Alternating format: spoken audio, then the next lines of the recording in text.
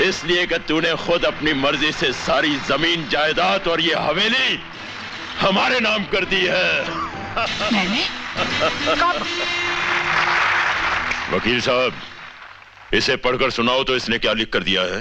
भारती देवी, आपने इसमें लिखा है कि आपने अपनी सारी जमीन जायदाद और हवेली वगैरह अपने भाई ठाकुर हंस सिंह के नाम कर दी है और खुद अपने बेटे को लेकर हरिद्वार के किसी आश्रम में बाकी जिंदगी गुजार देंगी। इन कागजात पर बगैर किसी दबाव के आपने अपनी मर्जी से अंगूठा लगाया है। अब तो यकीन आ गया ये वही कागजात हैं जिन पर तूने अंगूठा लगाया था। अरे तू भाई है या कसाई? ऐसी नीच हरकत करके तूने राखी के पवित्र धागे से अपनी बहन का गला काटा है। अगर तुझ जैसे भाई और पैदा हो जाए तो इस दुनिया से राखी का त्योहार मिट जाएगा। इससे पहले कि मैं कसाई बन जाऊं, चली जा यहां से। कमीने, मक्कार, फरेबी, तूने धोखे से हमारा हक छीना है। मैं तुम्हें कभी नहीं छोड़ूंगी। मेरी मां पर हाथ उठाया।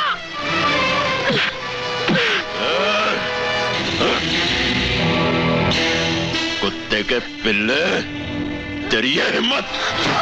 गंगा!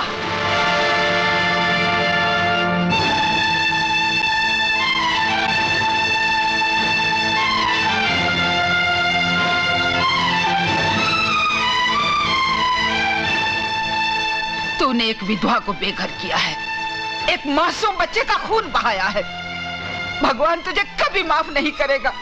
जरूर तुझसे बदला लेगा, जरूर बदला लेगा। नहीं माँ, ये बदला इससे भगवान नहीं, मैं लूंगा। कंस मामा। कंस? हाँ, आज से मेरे लिए तुम्हारा यही नाम है, कंस मामा। आज का दिन याद रखना। आज तूने मेरी माँ की बेइज्जती की है, मेरा दूध का दांत तोड़ा है। एक दिन यहीं इसी जगह अगर मैंने तुम्हारी बत्ती सीना तोड़ी तो मेरा नाम भी गंगा नहीं। चलो माँ।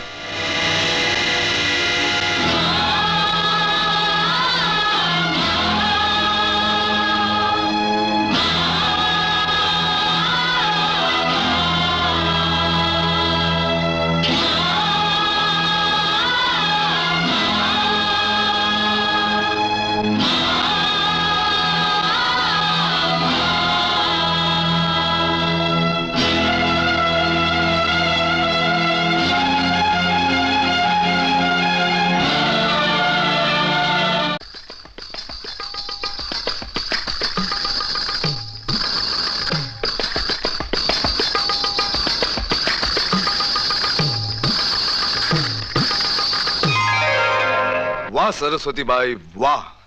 सुना था मगर आज देख भी लिया। गंगा नदी के इस पार तुम्हारे से खूबसूरत नाचने और गाने वाली कोई नहीं। शुक्रिया। अब आप लोग जा सकते हैं।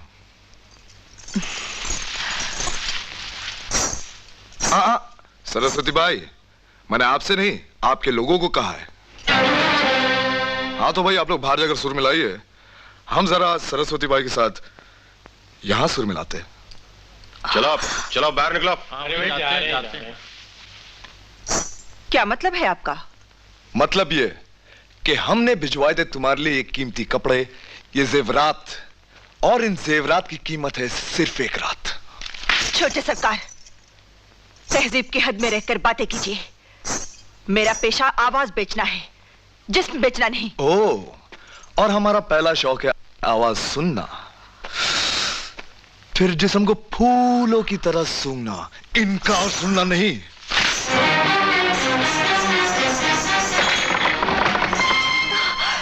दरवाजा खुलवाइए छोटे सरकार, तुम्हें गंगा मैया की कसम। ना तो हम गंगा को जानते हैं ना मैया को मानते हैं, हम तो बस तुम्हें जानते हैं मेरी जान।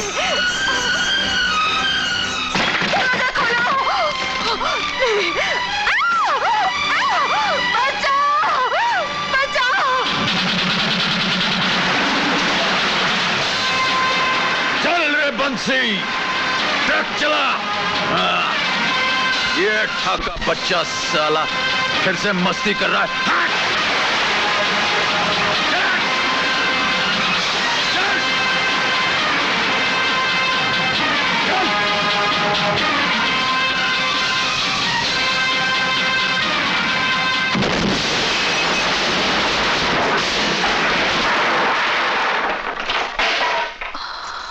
कौन हो तुम? गंगा। इस तरह अंदर आने का मतलब? जब भी गंगा के कान में किसी मजलूम की आवाज पहुंचती है तो गंगा की ट्रक की इंजन को दुनिया की कोई भी ताकत नहीं रोक सकती। वो तोड़ती फोड़ती सीधे मंजिल तक पहुंच जाती है, समझे? और वो लोग जो इस तरह तोड़ फोड़ करके अंदर आते हैं, उन्हें हमारे आदमी सर से पैर तक एक एक हड्डी तोड़कर मौत के मंजिल तक पहुंचा देते, समझे? भीमा, शेरा, जग्गा, एक दो से।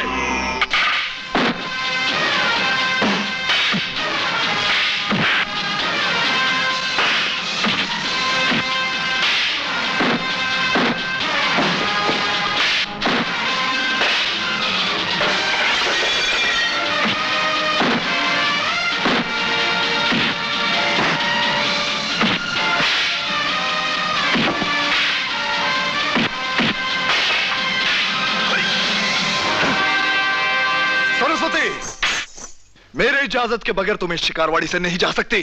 तब तो गंगा के होते हुए शिकारवाड़ी में इनकी इज्जत का शिकार नहीं हो सकता। गंगा तो सरस्वती को अपने बहाव में ही लेकर जाएगा। मियां, बंदूक चलाने से पहले जरा उसका ताला तो खोल लीजिए। हाँ, और एक बात याद रखना, आइंदा किसी लड़की की इज्जत पर हाथ रखा तो जिस तरह इस दीवार पर जानवरों के कटे हुए सर लटक रहे हैं, उसी तरह तुम्हारा सर भी इन्हीं जानवरों के बीच लटकता हुआ नजर आएगा।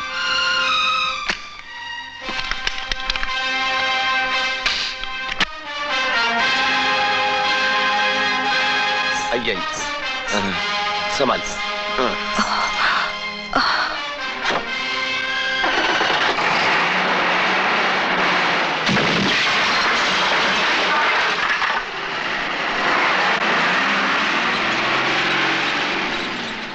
गंगा! नहीं!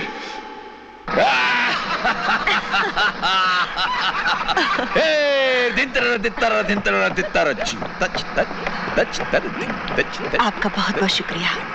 आपने मेरी इज्जत बचाकर मुझ पर बहुत बड़ा एहसान किया है। इस एहसान के बदले मैं चाहती हूँ कि आप हर रोज मेरे कोठे पर आए।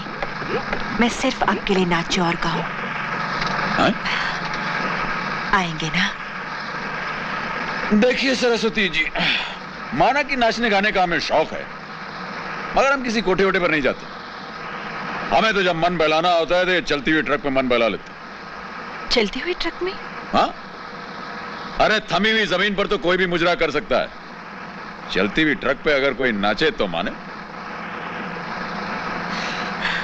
ठीक है। हाँ?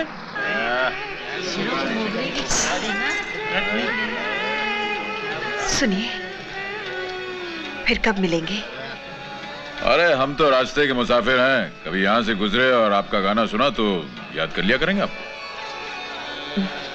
मैं जानती हूँ आप कोठे पर आना पसंद नहीं करेंगे, लेकिन जब भी आप यहाँ से गुजरे मुझे आवाज दीजिए, मैं आपसे मिलने नीचे आ जाऊंगी।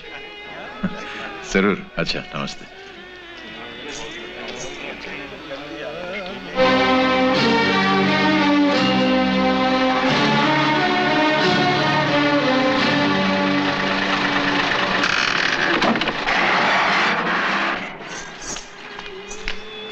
कौन था वो?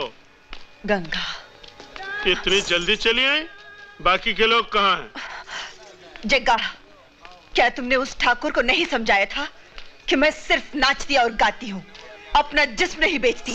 सुनो, छोटे ठाकुर विदेश से आए हैं, यहाँ के दस्तूर नहीं जानते। अगर जवानी के जोश में कुछ छेड़छाड़ कर दिए तो क्या हुआ?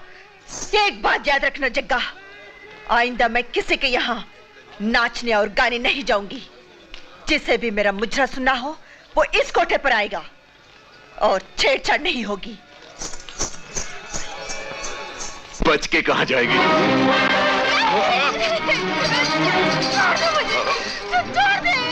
भीमा!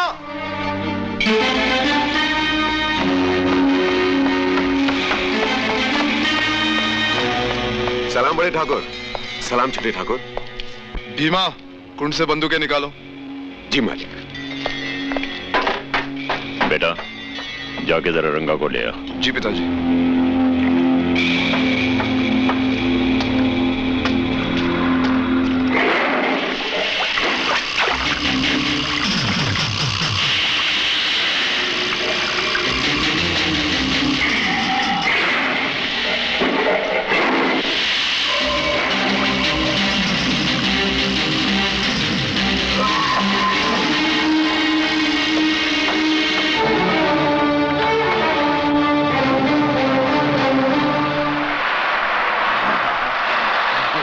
ओ मेरे मालिक, रंगा खुश। रंगा, तुम्हें जेल से छुड़ाने के लिए हमने काफी रुपया खर्च किया है। फिक्र मत करो मालिक, सूद के साथ लौटा दूंगा। तुम्हारे लिए कुछ खिलौने मंगवाए हैं, ये लो। आज बहुत सालों के बाद बंदूक हाथ में आई है। तो फिर इस इलाके में ऐसी दहशत फैला दो कि यहाँ के लोग अपने घर बार, अपनी जमीनें मिट्टी के भाव हमारे पास यहाँ से बेचकर चले जाएं। टाइगर साहब, क्या? मुझे कुछ रुपयों की जरूरत है। क्यों? वो शादी करनी है। इस इलाके में ऐसी कौन सी लड़की है जिससे तू शादी करना चाहता है? हाँ? एक जमुना।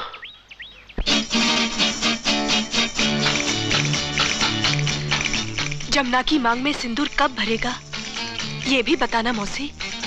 तुम तो भविष्य के बारे में सारी बातें जानती हो। तेरी मांग में सिंदूर भरने वाला बहुत जल्द मिल जाएगा।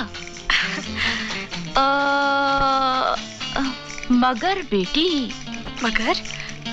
मगर क्या मौसी? बड़ी मुसीबतों और कठिनाइयों के बाद तेरी मांग भरेगी। और एक बात बता मौसी, वो दिखने में कैसा होगा? वो लंबा सा, सांवला, खूबसूरत जवान होगा। अरे मौसी, मेरे बारे में तो बात कर रही है जमुना। लंबा और खूबसूरत तो मैं हूं ही, और रही बात रंग की, वो कुछ दिनों में धूप में तप के सांवला हो ही जाएगा, क्यों रानी है? भीमा, मैंने तुझसे 1000 बार कहा है कि मैं तुझसे शादी नहीं करूंगी, नहीं करूंगी, नहीं करूंगी। कैसे नहीं करेगी शादी? तेरे बाप ने इसके बाप के साथ ये बात बचपन में ही तय की थी। बापू ने मुझसे ऐसा कुछ नहीं कहा था। अगर तेरा बाप तुझे बिना कुछ बताए इस दुनिया से चल बसा, तो मैं क्या करूं? पकड़ इसे और शादी के लिए तैयार हो जा। मैं नहीं पहनूंगी। अरे कैसे नहीं पहनेगी तू? हाँ? भीमा, देख, जबरदस्ती अच्छी नहीं होती। चुप बढ़िया, ज्यादा बड़बड़ की ना तो तुझे उन मगरमच्छों को खिला दूंगा, समझी? और सुन तू भी, भीमा को जो लड़की नहीं मिलती, उसकी लाश उसके घर वालों को मिलती है, समझी? पकड़े साड़ी, चल जल्दी से तैयार हो जा।